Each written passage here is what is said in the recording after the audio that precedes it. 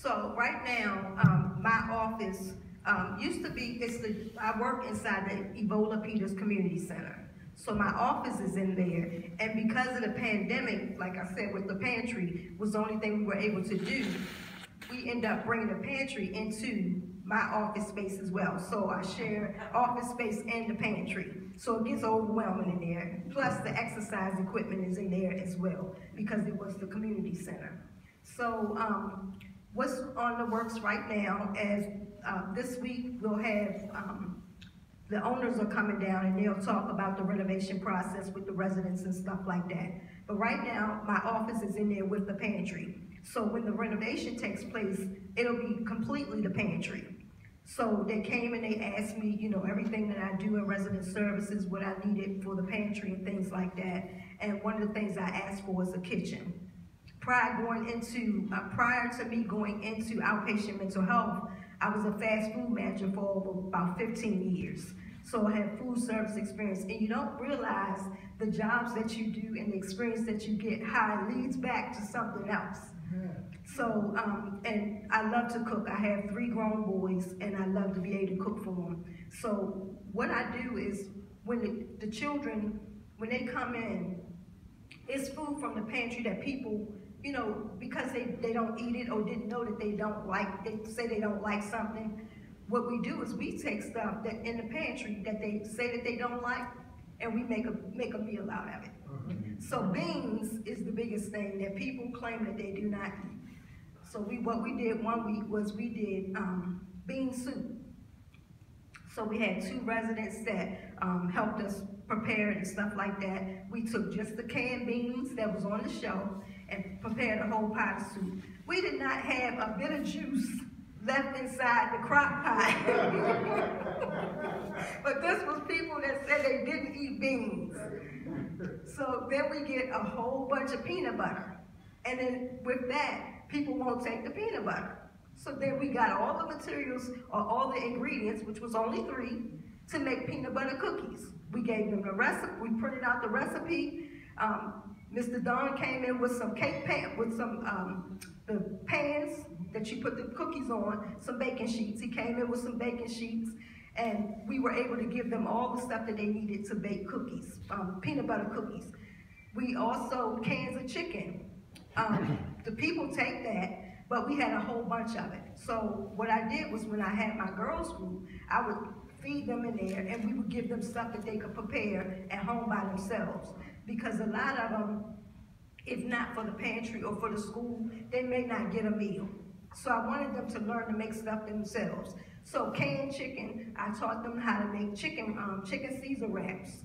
So they were able to do that, and they really enjoyed it. There was another one, parfait. We just took stuff that we had in the pantry, the yogurt and stuff like that, and I taught them how to make a parfait. So they were taking stuff from the pantry and being able to make it for themselves while they're at home. I'm going to share about the need, but I just want to share about a story of this little girl that comes into the pantry, because this is how much you all are a blessing. There are some that have to fend for themselves.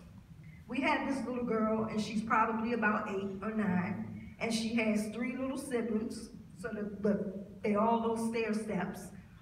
She comes to the pantry every week with her bags, and she gets food to eat. She doesn't get the snacks. She gets stuff to make meals. So we had Green Valley has blessed us, and every week we pick up the meats and things like that from Green Valley.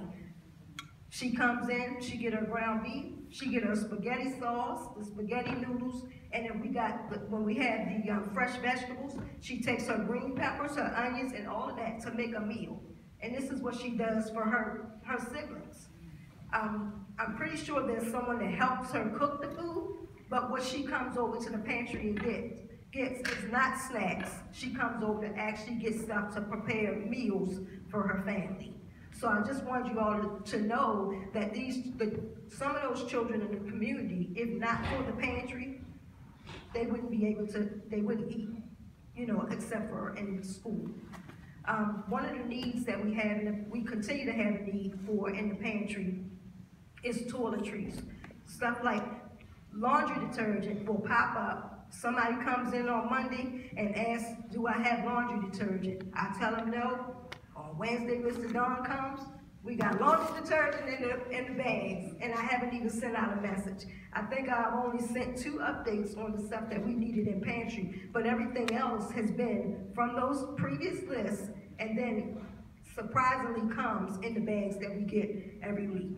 So, if you all have any questions, I hope I answered that last one. We have some from the virtual audience, and Jody, you want to ask the question? Okay, so I'm going to start with the most recent one because that's the one I can see on the screen. Do you have a need for sanitary products for women? And right now we don't have any, but what could be used in the pantry is maxi pads. They don't use tampons too much, so maxi pads is a necessity. And do they have a refrigerator? Yes. Okay, freezer. How's the money that is donated used? We have a couple of different people here have sent checks in. It goes to the Newtowne CDC. So when we need to buy something that isn't in the pantry, then we use that money in order to be able to go out and buy whatever the needs are. And also we've used those donations. Just so happened we had a couple people pass away at a funeral. So from the Newtowne CDC and from the community, we were able to give a benevolence gift. And most times it's flowers, a card, and fruit basket. And that comes from the donations that someone, I do have the names written down in the office, so apologies for not knowing the names off of my head. But the donations that come in, those are the things that it also helps out too. Any questions in the room? Hello, how you doing? Good, how are you? Fine. Your face looks familiar. I know, that's what I said when I saw you on the thing. I think I may have one of those faces though, but so I just want, this the power of, ask and you shall receive. Yes. I think is just beautiful, and I see that in the work that I do, and you just have to put it out in the universe, yes. For what you need. Yes. And so I heard that a lot throughout what you said, and then you talked about cleaning the bathrooms. So we heard during service today that's an important job. That's right. It needs to happen, whether or not people know who does it or not. And I love how you said, I got to clean up. You said it as a privilege. You didn't say I had to clean up. You said I had to, I got the opportunity to do that because people do need it and it's appreciated. So I just love the way that you express that. And then, you talked, so funding, the formal funding process is daunting. It's not created by people that look like us. It's not designed, nor does it welcome people that look like us. So I'm sorry that, you haven't been able to be compensated because of these convoluted processes. And really, you're trying to serve people, but you have to prove to other people why you need the money, and you have to answer their questions the way that they like to hear it. So it's a problem, and I hope that you and I and others like us find help that we, to answer those calls for requests for grants and money, because it's needed. We need it the most, but it's hardest for us to get it. And then the last thing I was going to say is you kept saying how you're a wild child, and I know how in the Black community it's we're like that person's bad, they bad, it's just but there's things that contribite to that, and you're not bad, and you may be wild, but it's things that contribute to that. So I'm sure that you engage with kids and the girls that you mentor to help circumvent those things and to help them express why they're feeling the way that they are and why they are bad or why they are wild, because that's really not what they are. Kids aren't bad, kids are you're trying to get attention, you're trying to get what you need, and acting out is sometimes the way that we know how to do it. So I just appreciate your story, and thank you for sharing it with us. I'm gonna give it to Darrel. Real quick, just when she just said that, one of the things is the children that I tend to gravitate to, if my goal was not to work with the little jumping beans. That's what I call the little ones that are in elementary. Mine is the teens and the young adults, because I felt like with the teens and young adults, I could be raw and uncut and really touch on the things that they deal with every single day. And with the younger group, you have to be mindful about what you say and what you share. One of the awesome things is, I haven't told, unless they read it in my books, the children that I work with they don't know my story. So when they come in and I'm working with them, and it's one young lady, when I first met her, she's like, so what you gonna give us? I said, what you gonna bring?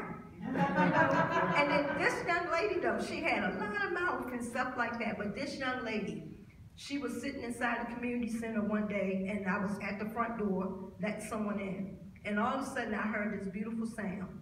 And this little girl with all this mouth, she sung so beautifully. And I said, that's why, because I know when I was younger, your mom would say, shut up, you're talking too much, different things like that.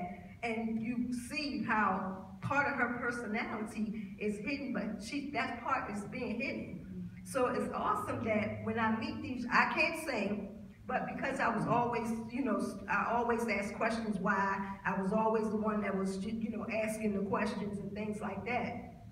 And her personality was so bold to me, it reminded me of me. So instantly, it was like someone I could gravitate to.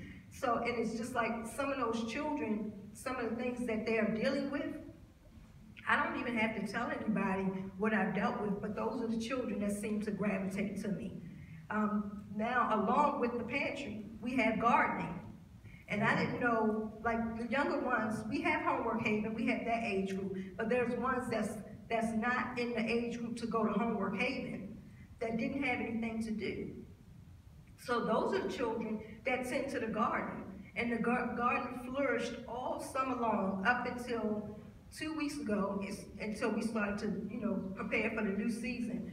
We still have fresh vegetables and stuff growing from the younger ones that actually help us with the gardening.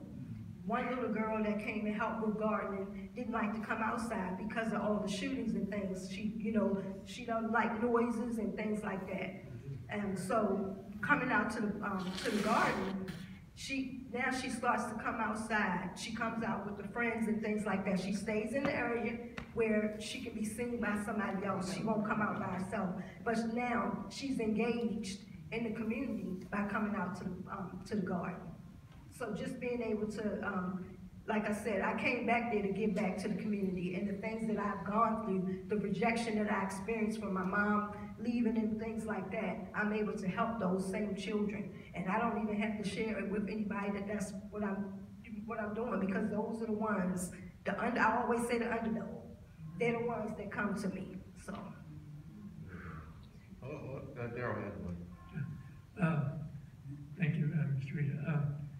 I want us to hear about your plans for, you mentioned the food kitchen, and what your expectations are for what that's going to accomplish for Woodside Gardens. Okay, so with the renovation process that's coming up, they asked me what I needed, and one of the things I did say was a kitchen, because I do have the food experience, and I want to be able to have cooking classes and things like that for the children, and also just to be prepared meals. So like when we have events like the girls group or the boys mentoring group, it's already a kitchen there where we can prepare the food. So that's my ultimate goal, is to be able to have a kitchen so I can have cooking classes and things like that. Somebody online asked when the renovations will be done. Well, actually, the renovations in Woodside, the only part that has begun in Woodside is they had put the trailer on the field. So this week coming up, the owners will be down to give the process to the residents, and then it will start. So the renovation will start first with the field with the new construction, and also the handicap units, and then they'll move to the next buildings. So. You've referred to your books a number of times. Where might we find these? Amazon. Amazon. Great. So I did publish 2 books. My first book was Who Told You You Were Naked, and it's all biblically based, but it's my testimony. So Who Told You Were Naked was my first book, and that was my story, my testimony. And then the second book, before coming back to Woodside, I was already writing a book. Okay, so who told you was naked, and can any good come from Newtowne 20? So I was already writing that book before I came back to Woodside, and then when we didn't get the federal funding for that particular class, then I fast forwarded to get the book done so that we could use part of the proceeds from that book to be able to supplement the activities and stuff that I wanted to do with the kids. And you can find both of them on Amazon. Thank you. So I have a question from online, and I have a personal question. Can I come help physically? Sure. Can I come physically help you, like, organize and stuff like that? Oh, yeah. Okay. If you want to come before next week, before they come in, you're welcome to come. Okay. And then somebody was asking, what do they grow in the garden? Last summer we grew eggplant, zucchini, we had squash, we had sweet potatoes, we had a ton of regular tomatoes and cherry tomatoes. A big hit was the green peppers, the sweet peppers, and things like that. Yes, we did have the snap peas. We had snap peas. They didn't do too well, unlike the rest of the stuff that went really well. And then recently we had broccoli, and we also had the baby cabbage. And when I asked, I asked them what did we want to do this year. I didn't want to put anything in the garden that they didn't eat. And basically the only thing that they didn't want to put back in the garden was squash. But they tried everything that they tried. And the funny thing is, I don't eat tomatoes. But I told them what we grow in the garden, we had to at least try. And they held me to it because then I had to eat cherry tomatoes. So Rita, you use a lot of codes when you talk, and I know what you're saying, but I don't know if everybody does. Okay, I'm sorry. Woodside Gardens is where you are, where you grew up, in the apartments there, and then in the back area, public housing is Newtowne 20. Yes. So to the community and to the people that live there and grew up there, it's all 20. Technically, the front part is Woodside Gardens, which is privately owned, and then the back part of it, which I call our sister property, is Newtowne 20, and now they changed their name, so it won't be Newtowne 20 when they open back up. It's going to be Wilburn Estates or something like that. So I would say, I always used to say, you could tell the difference in the community because the goodie bus could sit on Hackett's property, but not on Woodside. So the defining line to which part is Woodside and which part is Newtowne 20 was the goodie bus. What's the goodie bus? The goodie bus is, they had a lot of like snacks and all kinds of stuff on there. It's like ice cream truck. Well, we have it, that's separate from the ice cream truck. Oh, Candy Lady. Yes. He's been there since I was younger. So the same family of people. We had a Candy Lady in my neighborhood too. That's when you could get stuff for like a dime. Yeah, can't do it. No.